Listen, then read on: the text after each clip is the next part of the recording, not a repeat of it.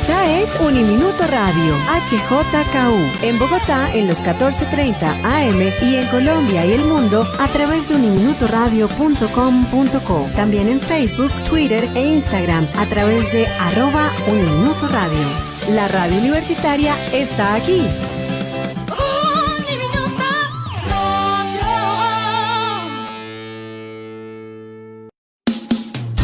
Uniminuto Radio presenta El Puente. Hola, ¿qué tal? Bienvenidos al Puente, un escenario donde se integran diversas voces. Un espacio de diálogo, creatividad y encuentro.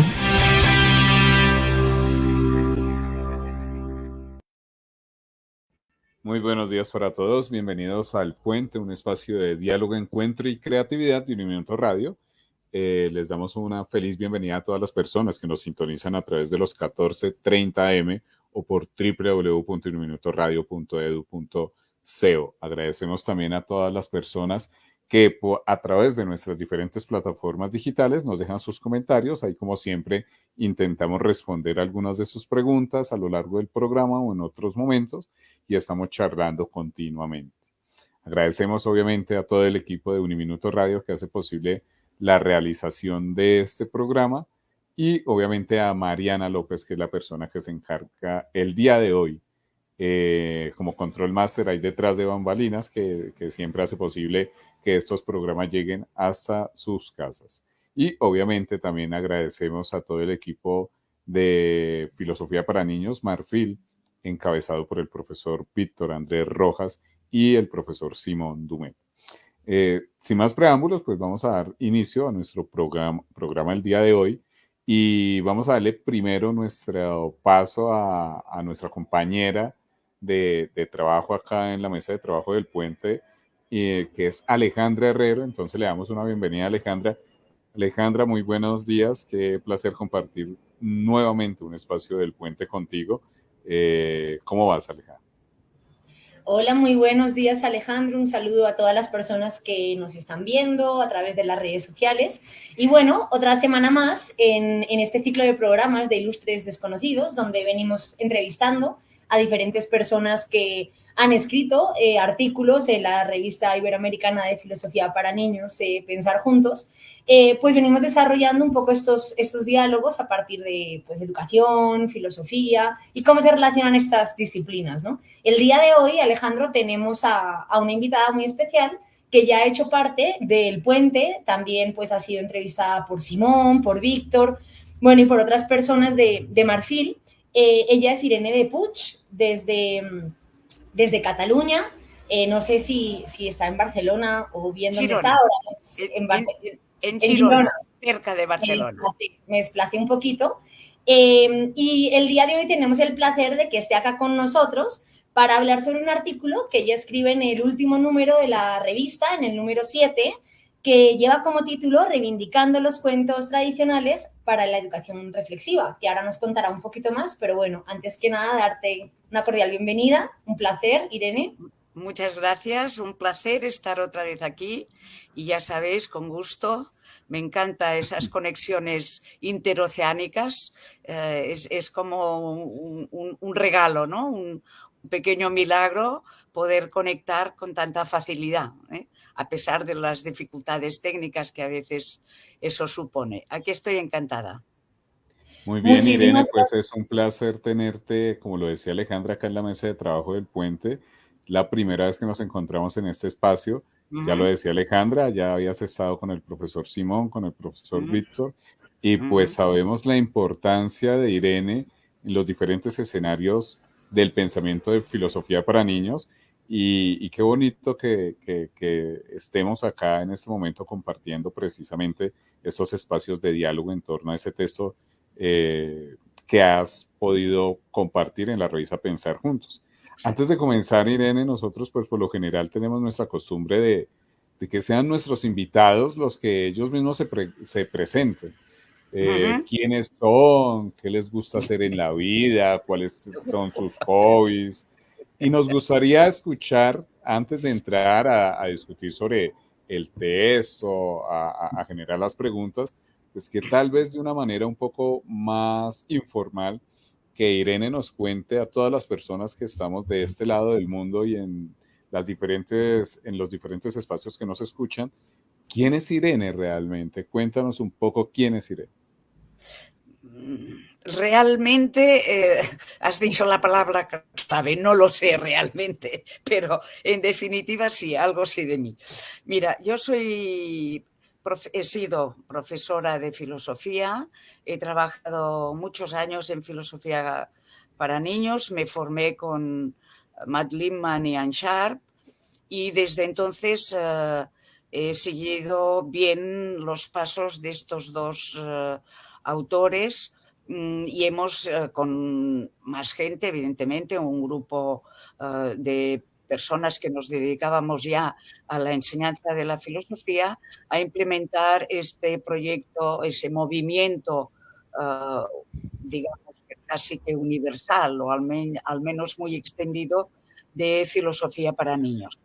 He estado trabajando en el Grupo IREF como directora durante muchos años. He llevado también parte del máster en filosofía para niños de la Universidad de Girona y he colaborado internacionalmente con todos los grupos que tenían interés en ese aspecto. He estado en Colombia, he estado en México, he estado en algunos sitios de Sudamérica, pero también en Europa, divulgando un poco esa visión de la educación que tiene ese proyecto. Y ahora mismo, pues en mi calidad de jubilada, de profesora jubilada, pues estoy colaborando también con el Grupo IREF para trabajos, digamos, un poco de representación, si hace falta, y investigando por mi cuenta. Siempre me ha interesado la filosofía, he sido profesora de filosofía, pero también me ha interesado mucho la literatura. Y bueno, en esa relación entre narrativa y filosofía, estos últimos años, que tengo un poco más de tiempo y estoy más libre, me he dedicado a explorar un mundo fascinante que es la literatura oral. Ya no solo la literatura escrita, que eso ya se ha dicho, ¿verdad? Que la relación entre filosofía y literatura ha sido ya muy trabajada por grandes autores, pero quizá no tanto la idea de la filosofía, de la literatura tradicional, de la literatura que ahora ya es escrita, pero que proviene de la tradición oral, por lo tanto una literatura que ha pasado por distintos cedazos, por años y en algunos casos siglos de transmisión de boca a oreja, ¿no? Y ese reto pues me ha interesado enormemente en estos últimos tiempos y me he dedicado a investigar sobre este trabajo. Evidentemente, sin dejar de lado el tema que me ha ocupado toda mi vida, que ha sido trabajar la filosofía, la reflexión, el pensamiento con niños, adolescentes o incluso adultos. Esa soy yo un poquito. Muy bien, pues ahí nos queda un panorama muy amplio y ya conocemos un poco a Irene, las personas que nos están viendo en este momento y nos están escuchando y que tal vez no han escuchado quién es Irene, pues acá está una pequeña semblanza que ella misma se realiza frente a su labor y a su quehacer desde la docencia.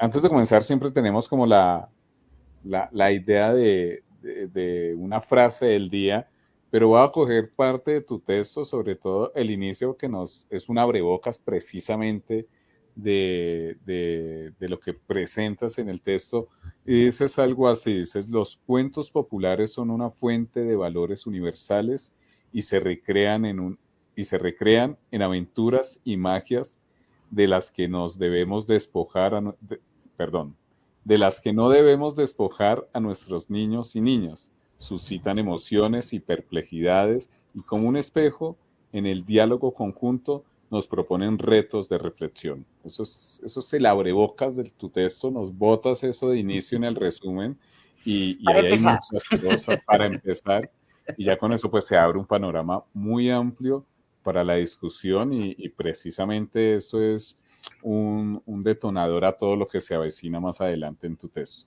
Alejandra. Sí, un poco antes de ahí, y bueno, a pequeña colación, a mí me encanta escucharles cuando ya, por ejemplo, tú vienes ahora diciendo estos nuevos retos que tienes, o cuando a veces, por ejemplo, con Angélica o con otras personas, y yo aquí detrás de la pantalla, a mí, y tengo que decirlo, me hizo mucha gracia hace varios años ya, leer aquellas reseñas que hacía Víctor de la primera vez que tú llegaste a Colombia, ¿no? Porque eso está por acá, está en Marfil en algunos lugares, y bueno, hay gente que lo lee como yo. Entonces, me encanta que ahora pues sea como, pues no una nueva Irene, pero versiones diferentes de Irene después de casi 15, 20 años. Y bueno, a mí se me vienen estas informaciones a la cabeza, que también sería interesante, Alejandro, hacer un programa quizás sobre cómo eran las personas a las que venimos entrevistando, pero hace casi 20 años, porque hay información de eso en las redes de Marfil y demás, ¿no? Bueno, antes de entrar un poco más al contenido, primeramente, ¿qué te hizo escribir en la revista Pensar Juntos? O sea, ¿cuál fue ese impulso decisivo quizás para decir, voy con esto y quizás este tema es un tema que quiero presentar y quiero adentrarme más allá del interés de Irene a nivel personal? Bien, ese texto de hecho es un poco un destilado de la comunicación que presenté en el encuentro de Extremadura. Aquí los centros de filosofía para niños en España nos reunimos una vez al año y presentamos pues, las distintas investigaciones, proponemos talleres, etc. Y entonces esa fue, digamos, mi presentación en público de esa relación entre tradición oral y filosofía o reflexión. Y ahí pues presenté una ponencia, hicimos un taller y creo que había una cierta receptividad.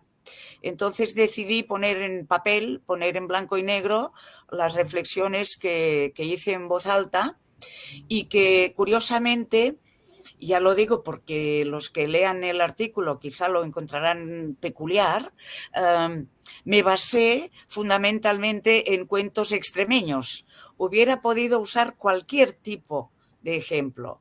Podía empezar con los Grimm, con Perrault, con tantísimos recolectores y antólogos de cuentos populares, pero me hizo gracia, digamos, investigar un poco más en el terruño donde se daba el encuentro y busqué tiene unos magníficos recopiladores Extremadura y por lo tanto los ejemplos que hay tanto en el artículo como los que había en la ponencia eran, pero en ese sentido, un poco que leía ahora Alejandro, son cuentos populares particulares o locales, por decirlo de alguna manera, pero a la vez son cuentos universales.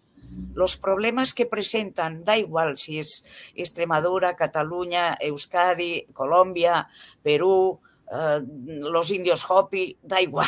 En el fondo, los cuentos evidentemente son distintos y presentan esa viveza y esas características peculiares de cada cultura o de cada lengua, pero tienen ese sabor de lo ancestro, ¿no? de un patrimonio antiguo que se va repitiendo y que se va expandiendo a lo largo de los siglos en distintas culturas. Ese fue un poco el inicio de ese artículo. Concretarlo un poco, ponerlo por escrito, que las palabras no se las llevara solo el viento extremeño. Muy bien. Y bueno, de hecho, esa era una de las cuestiones que yo me pregunté por qué se fue, pero claro, evidentemente por qué se fue a esos cuentos, digamos, extremeños, tiene familia extremeña Irene ahora, pero no. Fue la simple circunstancia geográfica y, en fin, como podía ser cualquier cuento de los miles que hay, pensé que localizarlo tenía pues su su gracia, ¿no? Sí, Ofrecer a a las personas que nos participantes. acogían en aquel momento, pues darles también ese pequeño regalo, ese presente. Listo. Y justamente, si bien pues en la trayectoria, ya no solo de ahora, sino en la trayectoria de Irene, en otros libros también que has escrito, el tema del cuento siempre tiene una connotación fuerte en tus propuestas, ¿no? Ujú. Siempre has venido como utilizando este recurso. Siempre. Eh, para adentrarnos un poquito más, ¿por qué justamente desde quizás aquellos momentos donde comienzas a relacionar el tema del cuento con la filosofía o el tema del cuento para fomentar y desarrollar el pensamiento, ¿por qué te decides un poco más por el cuento como recurso, ¿no? Como recurso para el pensamiento? Bueno, porque tiene muchísimas ventajas el cuento tradicional. Primero, es breve, es una chispa, es fácil de recordar, eh, un poco como los refranes, ¿no? Que se te queda ahí y lo puedes usar para tu propia vida. Al ser locales también tienen ese elemento de cercanía, por decirlo así.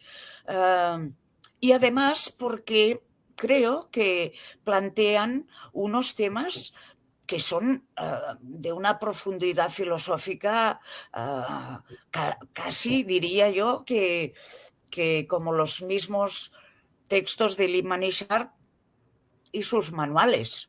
O sea, en los cuentos populares se habla de sentimientos, pero de conceptos. Se habla de la vida, de la muerte, de la migración, del miedo, de, de todas las virtudes y vicios, de las relaciones entre padres, hijos, madres, madrastras, etcétera. Pero todo eso no se queda aquí como un estudio sociológico, sino que tiene su punta de magia, su capacidad de imaginar con seres increíbles, claramente increíbles, porque son fantásticos, ¿no?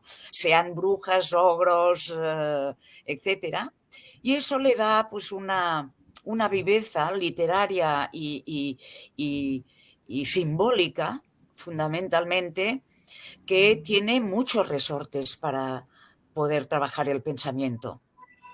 No voy a entrar en ello porque ya sería un discurso en sí mismo, pero todo lo que nos cuenta Bettelheim sobre lo que hay detrás de los cuentos de hadas, pues con los matices que se quiera, porque el libro de Bettelheim está escrito hace unos cuantos años, se puede matizar, pero el trasfondo de todos los elementos simbólicos que hay en los cuentos siguen siendo todavía hoy importantes. Los números que aparecen, el 3, el 7, el 12, son todavía mágicos hoy.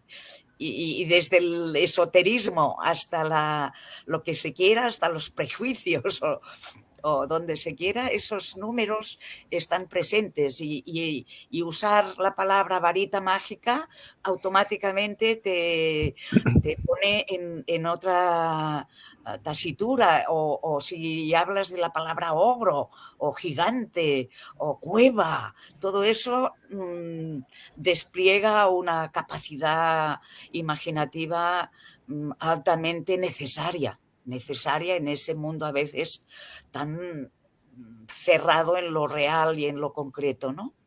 Y yo creo que eso fue lo que me fascinó de los cuentos, me sedujo, vaya, de los cuentos de hadas. Muy bien, Irene, pues es muy interesante el planteamiento. Ya nos has contado un poco sobre la puesta en escena desde los cuentos, desde toda esta mirada narrativa. Vamos a profundizar un poco más ahí y quisiéramos como indagar precisamente a nivel global, podríamos decir, hay una constelación de historias precisamente desde lo oral, desde lo narrado, en donde se puede encontrar un nicho de oportunidades filosóficos muy grande, de pensamiento filosófico, de pensamiento antropológico, de pensamiento social, de las comunidades, todo esto Emotivo, sí, sí. emotivos, exacto, perfecto. Y todo esto ha sido parte de ese entramado que tú quieres como ir recogiendo, reconstruyendo. Y la pregunta sería, ¿qué para ti en tu experiencia con esto que nos cuentas en tu texto, qué gana, digámoslo así, la filosofía, qué gana la educación, qué gana el mismo proceso de enseñanza y aprendizaje? eh, al profundizar, digámoslo así, al ampliar el conocimiento que se tiene a partir de estos cuentos narrados desde la oralidad, ¿qué ha ganado? ¿Cómo lo ves tú que ha ganado la filosofía y la educación con esto? No sé si es cuestión de ganancia o de pérdida. Yo lo he pensado fundamentalmente como un recurso placentero, uno más, tampoco el único, tampoco el decisivo. ah, yo creo que simplemente deberíamos no olvidarnos, esa es una primera cuestión, de esas historias populares. Y por otra parte, tiene en mi interior un poco una especie de lucha contra esas opiniones que yo creo superficiales, banales y fundamentalmente ignorantes de lo que es un cuento de hadas. Se ha dicho que los cuentos de hadas son antifeministas, machistas, crueles, violentos. Sí, los hay, pero hay de todo. Y cuando se habla de cuentos populares, estamos hablando de miles, no cientos, sino de miles. Y cuando las personas que critican los cuentos populares o que creen que en las bibliotecas de los niños no debe haber cuentos populares, están hablando de 5 o 10 como mucho, y siempre son los mismos. Y además se equivocan, porque cuando hablan de la Bella Durmiente y del famoso beso final, pues eso es una versión solo, la de los hermanos Grimm, pero Perrault no tiene esa versión, el cuento no acaba con la boda, sino que sigue, y hay más de 300 bellas durmientes en el mundo. En Alemania, en Francia, en Inglaterra, en Persia, en Checoslovaquia, en España. Hay muchas bellas durmientes. ¿Por qué se ceban en esa bella durmiente? Te lo digo, por Disney. Disney nos ha hecho un gran favor porque ha transmitido un poco las tramas de algunos cuentos de hadas. Bella Durmiente especialmente, Cenicienta, pero también Los Tres Cerditos, etc. Pero ha cogido siempre la versión más edulcorada, la versión más sosa, la versión que hacía que las mujeres fueran débiles y sumisas. Pero las heroínas de la Bella Durmiente, de la Cenicienta, de Blancanieves, no son débiles, al revés, son fuertes, desobedecen, se imponen, se van de casa. Esas son las heroínas. Y no es raro que eso ocurra en la inmensísima mayoría de versiones recogidas de los cuentos de hadas. Porque quienes contaban los cuentos eran las mujeres. Y las mujeres no podían decir ciertas cosas en voz alta. No podían, ni se les ocurría, digamos, porque en un patriarcado, estoy hablando del siglo X antes de Cristo y hasta el XX, en todas esas épocas de patriarcado, en culturas más o menos patriarcales que otras, las mujeres no tenían voz y voto, pero explicaban los cuentos, contaban. Y ahí es donde colaban esas heroínas también los héroes, también hablaban de chicos que eran grandes héroes, pero a diferencia de la literatura culta que cultivaba el heroísmo masculino, las mujeres que contaban cuentos de hadas aprovechaban para explicar algunas, digamos, cualidades de las mujeres como inteligentes, astutas, arpías en algún caso, pícaras, etcétera. Y ahí, pues, si sabemos desfilar los cuentos, encontraremos esos personajes, encontraremos esas protagonistas que no son para nada ni tontas, ni débiles, ni están esperando al príncipe. Como decía una profesora a la que me gusta mucho citar, Dolores Juliano, en el cuento de Cenicienta no es la princesa el objeto, es el príncipe. Es el príncipe que es el hombre objeto a por el que va Cenicienta y se le presenta en los tres bailes con ayuda de magia, cierto, pero es ella la que escoge, no es él. Él ni siquiera sabe cómo se llama y dónde buscarla y tiene que ir de casa en casa mirando pies. Ese es un poco el esquema tradicional.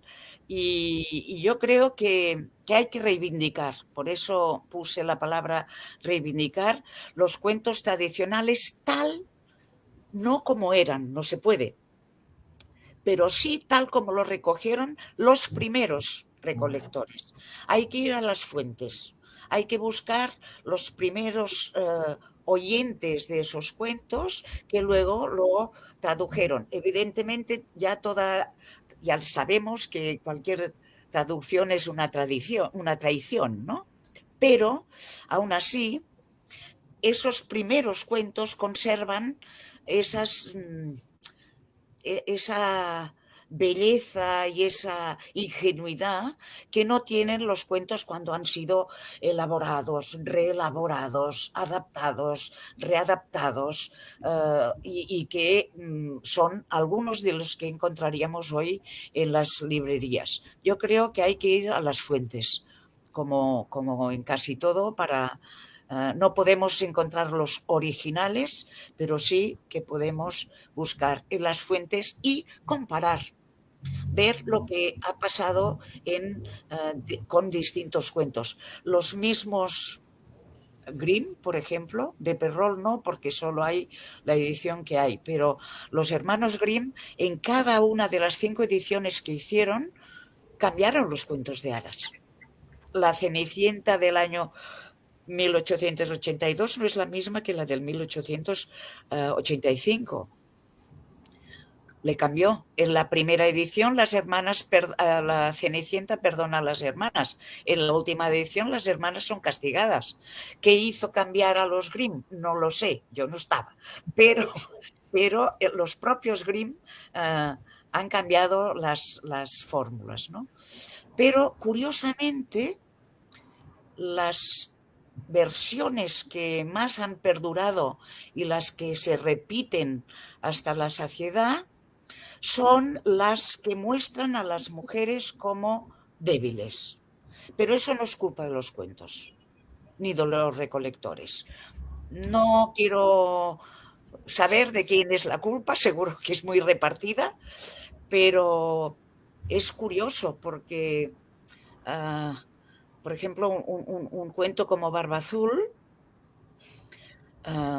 el que se repite casi siempre es el de Perrault, que muestra a la protagonista que es salvada por los hermanos. Y en cambio no hablan de la de Grimm, donde la protagonista se salva ella misma. O sea, cuando les conviene van a Grimm y cuando les conviene van a Perrault. Alguien hace eso, sea el editor, sea el publicista, sea el ambiente, seguramente todo influirá, pero es verdad que algunas formas del patriarcado son muy sutiles y en el caso de los cuentos eso es muy descarado, porque por qué se escogen esos cuentos y no, o por qué hay tantísimas bellas durmientes, tantísimas, bueno, es que son infinitas las de ediciones del 18, del 20, del 22, del 23. Cada año hay cientos de reediciones de La Bella Durmiente y una sola que yo conozca de un cuento bellísimo que se llama El rey durmiente en su lecho, que es un cuento extremeño, por cierto, que ha sido editado en fascículo para niños y jóvenes una sola vez. Y es el mismo esquema que La Bella Durmiente, pero el que está en el letargo, digamos, es un príncipe. Y quien lo salva, pues es una heroína que pasa las noches velando hasta que el muchacho despierte. ¿Por qué tantas bellas durmientes y solo ese bello durmiente? Digo en español. Hay más bellos durmientes, hay cuentos griegos, hay un cuento serbio donde también se presentan ese tipo. Yo no sé en Serbia o en Grecia si lo tienen publicado o no, porque eso ya sería otra investigación. Pero eso ocurre con los cuentos, ¿no? Y por lo tanto, mi trabajo, cuando alguien me pregunta qué estoy haciendo, les digo que arqueología. Directamente, arqueología. Ir a los pilares, a las fuentes, a lo que queda en pie de ese castillo o de ese edificio y buscar lo más cercano a lo que podía ser la oralidad, porque creo que no puede ser nunca original, pero es más auténtico, al menos, ¿no? Y Sí, te llevas sorpresas. Sí, de hecho es bien interesante porque en tu artículo, ¿no? Al principio se plantea y estableces esta tesis fuerte, ¿no? O sea, esta tesis de decir, no sigamos como simplemente creyendo como son los cuentos en su superficialidad, y propones esto que nos estás contando. Y bueno, propones varias maneras de cómo... sí, varias propuestas de cómo realmente podemos hacer, pues, para tener un pensamiento más profundo, para cuestionar este tipo de cuentos y demás. Aparte de eso, aparte de ampliar todo este repertorio, yendo a los pilares, yendo a las profundidades, yendo a los orígenes de cada cuento, también propones otras dos opciones, ¿no? Otras dos sugerencias. Una de ellas es el tema de proponer formas de lectura adecuadas, ¿no? Y la otra es el tema de acompañar las lecturas, ¿no? O sea, Seguro. la persona que está acompañando probablemente también tiene una tarea acá y bueno, la manera también en la que se lee, ¿no?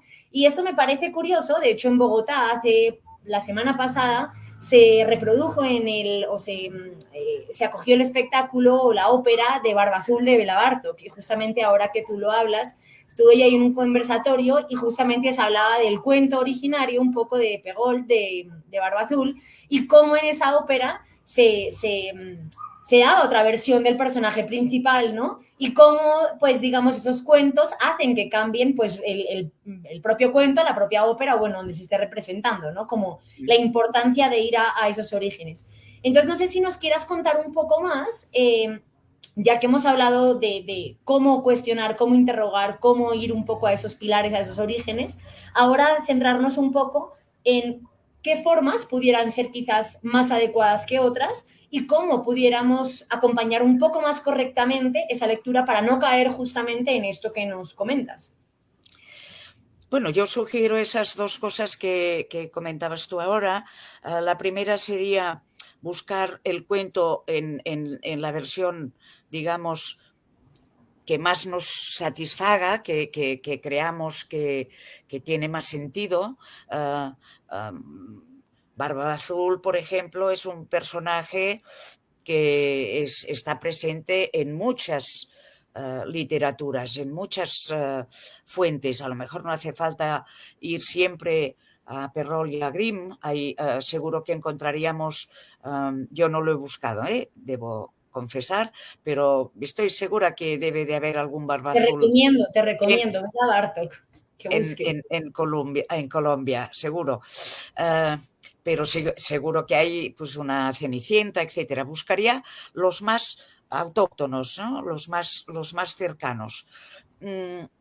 Por otra parte, para no quedarse en lo particular como en lo local, como si fuera una cerrazón, ¿no? Como queriendo proteger lo propio, también esa lectura puede ser doble, puede ser el cuento más próximo, pero comparado con los cuentos más conocidos, para dar también una especie de cultura general a los niños y a los jóvenes. Es decir, ese cuento que está en Colombia, pues se puede encontrar en Europa, tiene esa versión, pero tiene más, pero tiene esa versión, y eso es ya un trabajo, no hace falta ser estudioso, pero ver cómo funciona la escena. Es un trabajo bonito porque ayuda también a comprender el aspecto literario del cuento. Los cuentos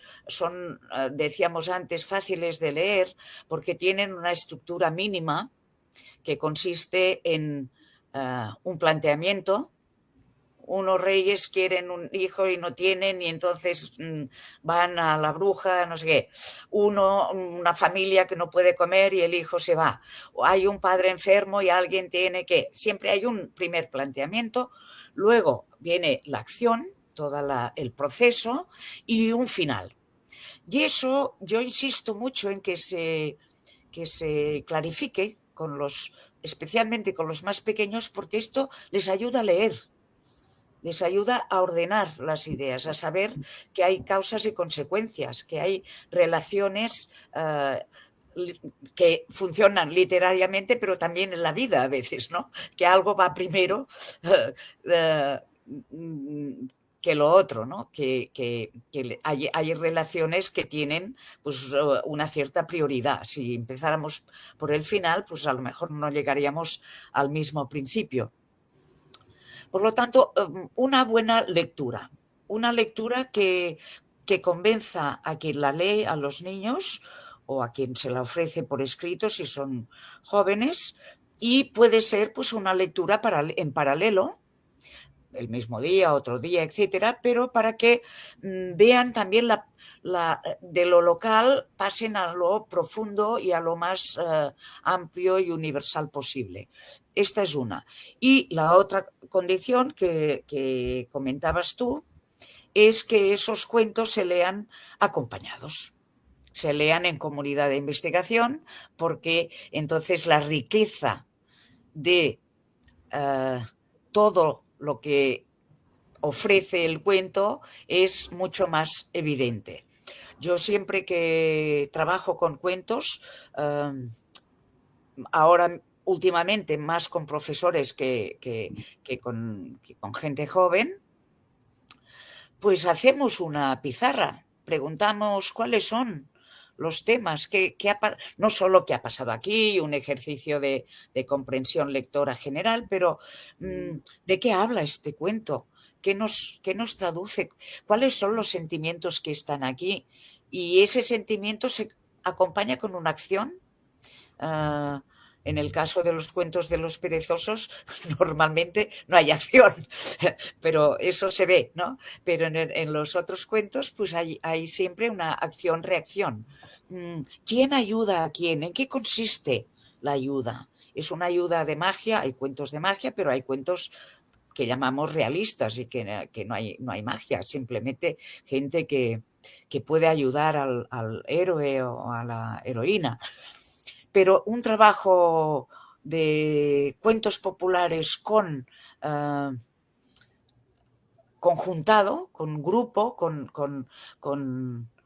en un aula de filosofía, es una maravilla, porque aparecen situaciones, cuestiones, expresiones del cuento que uno no se da cuenta hasta que otro la ve, etcétera. Por breves o largos que sean los cuentos, yo creo que lo interesante es trabajarlo en una comunidad de investigación y sacarle todo el provecho posible a ese cuento. Y aún no acabaría el trabajo aquí, luego vendría un trabajo, una vez hecho este espectro de preguntas sobre pensamiento crítico, ¿no? Relaciones, partes, definiciones, todo aquello que acompaña las habilidades de pensamiento crítico, pues luego podría pasarse a un salto que sería un pensamiento más creativo, es decir, ¿cómo nos afecta hoy ese cuento?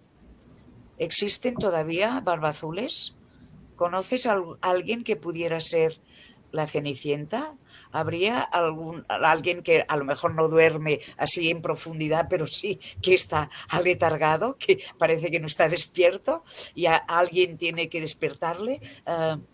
Es decir, ¿qué trascendencia tiene ese cuento en el día de hoy? Y luego podrían, pues, crearse otras manifestaciones sobre el cuento, desde teatralizar, poner en verso, en fin, disfraces, lectura teatral, etcétera, que le daría, pues, todavía más juego a esa historieta y sería un paso más para interiorizar un poco el contenido de la historia, ¿no? Bueno, acá nos muestras un poco un panorama general. Si las personas que nos están escuchando y viendo se podrían acercar al texto, pues sería maravilloso también para encontrar nuevos matices a lo que nos quieres plantear acá. Irene, podríamos decir que esto que nos acabas de decir es como ya la propuesta dialógica a partir del trabajo de cuentos, así como la propuesta que tú vienes a compartirnos acá con tu texto, tú dirías que esa es.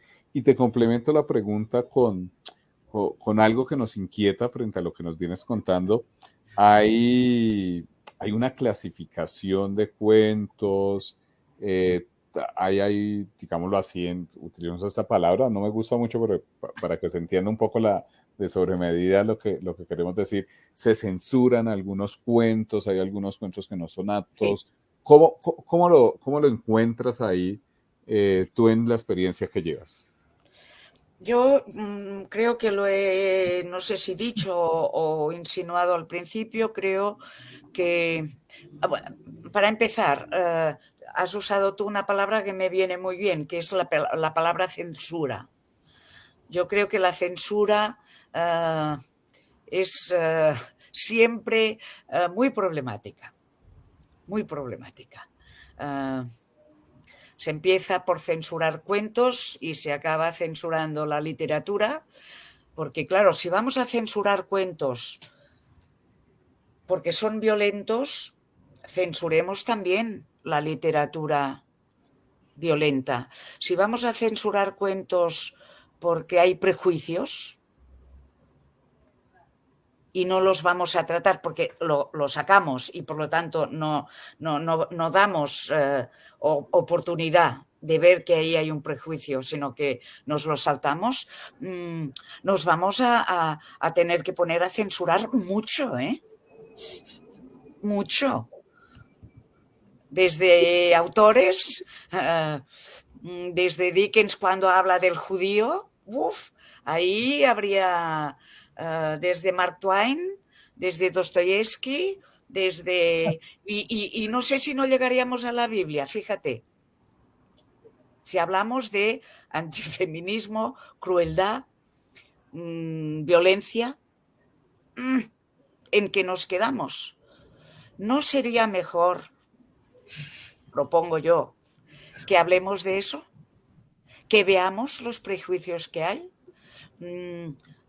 Cuando doy algún curso sobre cuentos populares y coeducación, que tengo a la gente así como esperando, deben de pensar, a ver cómo lo arregla, ¿no?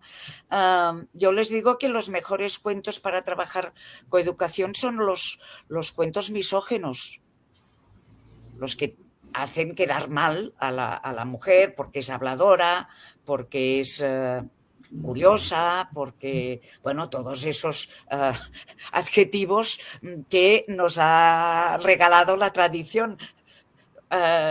todos nosotros y ustedes también venimos de una tradición en que los grandes autores no nos han especialmente tratado muy bien. Venimos de unas tradiciones misógenas tremendas, entre poesía, autores y teatro, pues encontraríamos infinidad de ejemplos. Yo no soy de la opinión de censura, soy de la opinión de encararlos, de pensar en ellos. Incluso, no digo que perdonarlos en el sentido de decir, no, eso era antes, no.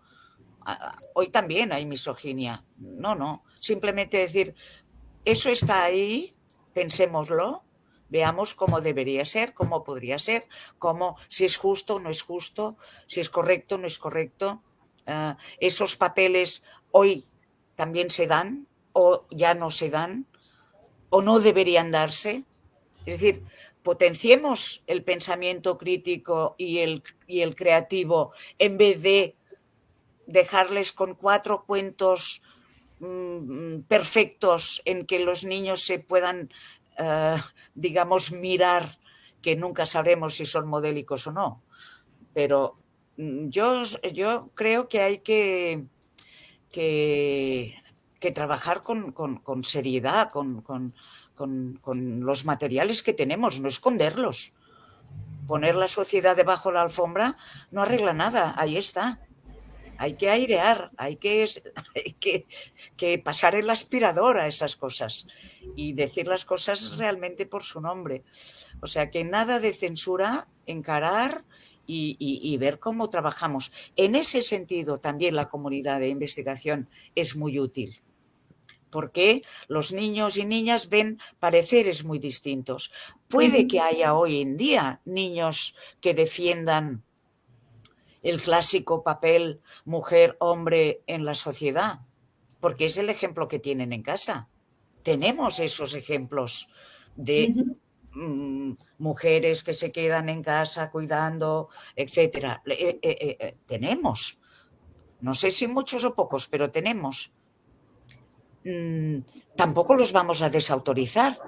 Yo no voy a desestabilizar a este niño porque tiene una amorosa mamá en casa que le cuida, pero sí que hablaremos con los que dicen que es fisgona, pesada y no sé qué, para ver si realmente eso es así o podría ser mejor, etcétera, ¿no?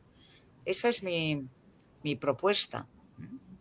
Y justamente, Irene, como para ya, aproximarnos un poquito más ahí hacia el cierre, y de manera muy breve, a mí sí me gustaría que tomáramos, o que tú tomaras, digamos, que escogieras, uno de todos los libros que propones, pues en esto, pues hablando a partir de esta crítica, ¿no?, que vienes haciendo, y pues también de esta propuesta, casi en el gran nudo y propuesta de tu artículo, son 22 cuentos que tú escoges, que tienen que ver con este territorio extremeño, ¿no? Y donde las personas o las mujeres las mujeres son las protagonistas, digamos, de esos cuentos. Tú ahí haces unas categorías y lo clasificas, ¿no? Voy a leer aquí un poco alguna de ellas, como mujeres aventureras, valientes, atrevidas, astutas, mujeres que se visten de hombre, que es bien interesante esa categoría, o mujeres viejas, o la picaresca, ¿no? Quizás, no sé si pudieras escoger alguno de estos cuentos, tú bien lo resumes y haces un pequeño aporte, pero quizás que nos cuentes uno que te llamó particularmente la atención, como para, pues, bueno, ir cerrando un poquito con eso el programa de manera breve, porfis. Bueno, quizá para mi gusto, de los cuentos que... Solo un apunte pequeño. Efectivamente, al buscar los cuentos para ese artículo y para la comunicación que presenté, no solo reivindicaba los cuentos populares, digamos así en general, sino especialmente busqué los cuentos donde las mujeres tenían un papel protagonista absoluto. Podía haber escogido otros para el artículo porque reivindico todo tipo de cuentos populares, pero, en fin, quizá por hacerlo un poco más crítico, pues busqué estas mujeres. Y de todos ellos, a mí me gustan todos, no tengo una preferencia. El que quizá creo que es más exportable justamente por esa relación que puede tener con el archiconocido Bella Durmiente es ese cuento de El Bello Durmiente, porque creo que solo ha sido recogido por algunos autores. Recuerdo a Alison, una escritora inglesa, pero en antologías inglesas, por ejemplo, que son las más expandidas, está muy poco recogido. Hay solo en 2 o 3 lugares, no hay mucho, no ha trascendido. Y creo que esto es un error. Y también un poco provocando, ya sabemos que hay mujeres valientes, inteligentes, sabias, astutas, etcétera, pero me gustó ese grupo de mujeres vestidas de hombre, porque es muy antiguo y muy próximo, no solo porque no hace tanto. Ha habido mujeres que se han vestido de hombre para poder realizarse, sea personalmente, sea profesionalmente, muchísimas. Es tremendo la cantidad con el tiempo, ¿no? Te enteras, las que hoy están, digamos, disfrazadas, entre comillas, de hombres, no lo sé, pero cuando va pasando eso es importantísimo. Pero no hace falta un disfraz físico. Fernán Caballero, tantísimas, George Sand, Víctor Català, infinidad de autoras, escritoras, que se han puesto un nombre masculino para poder trabajar, para poder escribir. Pero incluso más cercano, y aquí acabo, Rowling no tiene su propio nombre en esa saga que se ha hecho famosísima. Pone las iniciales porque le propusieron que no fuera evidente que era una mujer. Y la enorme, para mí, una belleza de libro que se llama Wonder, A.J. Palacios, tampoco pone su nombre y no pone ni siquiera su primer apellido, que es Jaramillo, porque es muy concreto. Entonces, los editores quieren neutralidad. Y eso está pasando hoy con los grandes bestsellers. O sea, las mujeres disfrazadas de hombre, desde antiguo, no cabe ya hablar de la doncella de Orleans, ¿no? De Juana de Arco, pero siempre ha sido una constante, muy a menudo, y por lo tanto me parece una tipología de cuentos tremendamente reivindicativa. Así es. Las mujeres muy a menudo han tenido que parecerse, hacerse, cambiarse a hombre para poder vivir una vida plena. Eso es muy fuerte y por eso escojo ese grupo. Muy bien, Irene, pues yo siempre digo esto finalizando los programas, el tiempo en radio siempre se va volando y estamos a punto de terminar nuestro programa. Claro. Irene, es un placer haber compartido este espacio acá contigo. Agradecemos obviamente tu participación, agradecemos la recomendación de este programa y de tu texto en la revista Pensar Juntos, reivindicando los cuentos tradicionales para la educación reflexiva y que tengamos la oportunidad de podernos encontrar contigo en otro escenario y mirar y profundizar sobre este tema. A Alejandra Cuando que nos queráis. acompañó el día, muy bien, Irene. A Alejandra que nos acompañó también el día de hoy, muchas gracias. Y a todas las personas, hemos llegado al final de nuestra transmisión el día de hoy. Agradecemos a todas las personas que se conectaron por nuestras diferentes plataformas digitales para contarnos un poco sus inquietudes sobre el tema del día de hoy, que ya lo vieron, es un tema muy interesante. Y también agradecemos a todo el equipo de Un Minuto Radio que hizo posible este encuentro el día de hoy. Obviamente a nuestra control master que nos acompaña, Mariana López, que hace posible esta transmisión, y a todo el equipo de Marfil, encabezado por el profesor Víctor. Nos estamos viendo y escuchando en otro momento y que pasen un feliz resto de día. Muchas gracias y sé que en Colombia tenéis muy buenos textos, así que a explorar, a buscar. Así es, muchas gracias, Irene. Hasta la próxima. Chao. Esta es Uniminuto Radio, HJKU, en Bogotá en los 14:30 AM y en Colombia y el mundo a través de uniminutoradio.com.co. También en Facebook, Twitter e Instagram a través de @Uniminuto Radio. La radio universitaria está aquí.